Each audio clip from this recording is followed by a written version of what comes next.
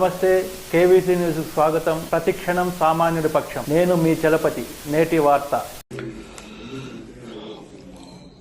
నిన్న ఒక పత్రిక పనిగట్టుకొని మాజీ మంత్రివర్యులైనటువంటి రామచంద్రారెడ్డి గారి మీద ఒక పెద్ద అబద్ధపు కథనం అల్లింది. ఆ కథనాన్ని నిజంగా చూపించటం కోసమని పతాక శీర్షికలలో వేయటమే కాకుండా దాన్ని తెలుగుదేశం పార్టీ ప్రభుత్వానికి పూర్తిగా ఏదో గొప్ప విషయాలన్నింటినీ కూడా అందజేస్తున్నట్టుగా రాసి పనిగట్టుకొని గత కొద్ది కాలంగా ఆయన మీద ఆ పత్రిక విషప్రచారం చేస్తూనే ఉన్నది. రామచంద్రారెడ్డి గారు ఏ రకంగానూ కూడా అటవీ భూములను ఆక్రమించకుండా లేకపోయినప్పటికీ కూడా ఉద్దేశపూర్వకంగా మేము ఏమి రాసినా చెల్లుతుంది, మేము ఏం చెప్పినా కూడా నడుస్తుంది అన్నటువంటి ఒక గట్టి నమ్మకంతో ఆయన మీద ఉన్నటువంటి కోపము దుగ్ధతోటి వైఎస్ఆర్ కాంగ్రెస్ పార్టీ మీద, జగన్మోహన్ రెడ్డి గారు మా నాయకుడి మీద, మా మీద, అందరి మీద ఈ రకంగా ప్రభుత్వం, ఈనాడు ఉన్నటువంటి ప్రభుత్వం చేయాల్సినటువంటి మంచి చేయకుండా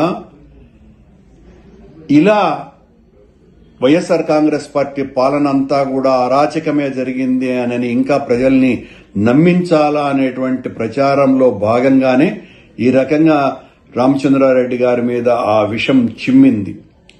రామచంద్రారెడ్డి బేసిక్ గానే ఆయన ఈ రకమైనటువంటి అరాచకాలకి, ఆక్రమణలకు పూర్తి వ్యతిరేకమైనటువంటి వ్యక్తి.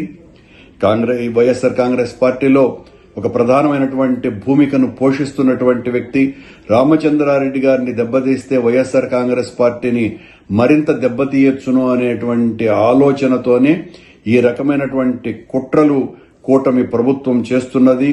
ఒకవైపు కూటమి ప్రభుత్వము, మరోవైపున వీళ్లను మోసేటువంటి ఈ ప్రచార ప్రసార మాధ్యమాలు పనిగట్టుకొని ఈ రకంగా మా పార్టీ నాయకులందరి మీద ఈ విషవాయువులు చిమ్ముతూ మీరు చేయాల్సినటువంటి ప్రజలకు ఇచ్చినటువంటి వాగ్దానాలను నెరవేర్చకుండా మా మీద విషం చిమ్మి బ్రతకాలని చూస్తే ప్రజలు ఏమాత్రం కూడా హర్షించరు. రామచంద్రారెడ్డి గారు ఆ కడిగిన ముత్యంలాగా మీరు ఏ రకమైనటువంటి విచారణ చేసుకున్నా కూడా ఆయన బయటికి వస్తాడు. నిన్న ఆయన ఛాలెంజ్ కూడా చేసినారు, నేను ఏ తప్పు చేయలేదని. దానికి పూర్తి వివరణ కూడా ఇవ్వటం జరిగింది.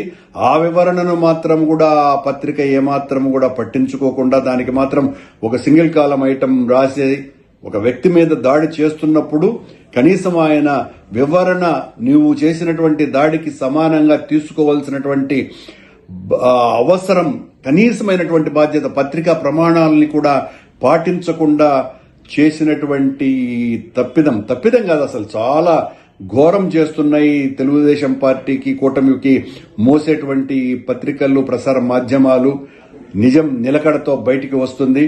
రామచంద్రారెడ్డి గారు నిష్కల్మషంగా ఈ సంఘటన నుంచి, ఈ ఆరోపణల నుంచి బయటికి వస్తారు. తెలుగుదేశం పార్టీ మీద, కూటమి మీద మా పోరాటం ఎట్టి పరిస్థితుల్లోనూ ఆగకుండా చేస్తూనే ఉంటాం. మీ ప్రభుత్వం చేసినటువంటి వాగ్దానాలను నెరవేర్చకుండా ఈ రకమైనటువంటి ఆరోపణలతోనే మా మీద కాలయాపన చేయటానికే చూస్తున్నది అన్నది స్పష్టంగా అర్థమైపోతున్నది. ఇంతటితో నేటి వార్త సమాప్తం. మరిన్ని వార్తా విశేషాలతో మీ ముందుకు వస్తుంది KVC news. Until then, signing off, మీ కేవీ చలపతి.